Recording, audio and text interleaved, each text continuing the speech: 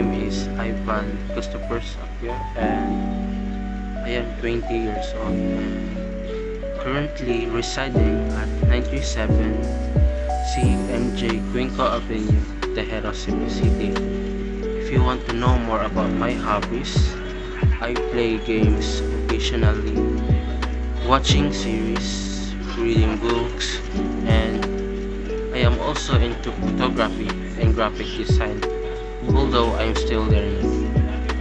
And the reason I choose PSHN because I want to expand my knowledge in this industry, not just in cooking,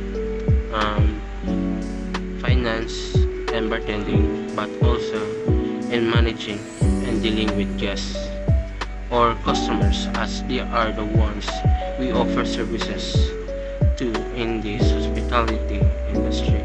And also the reason why I chose CTU is because it provides free quality education, which helps me save money on tuition. And also additionally is CTU has laboratories where we can practice our skills, especially as HM students. CTU is also conveniently located near my home, and also this university is where my father studied as well. And I like this university since some of the teachers here now is very good at teaching the students.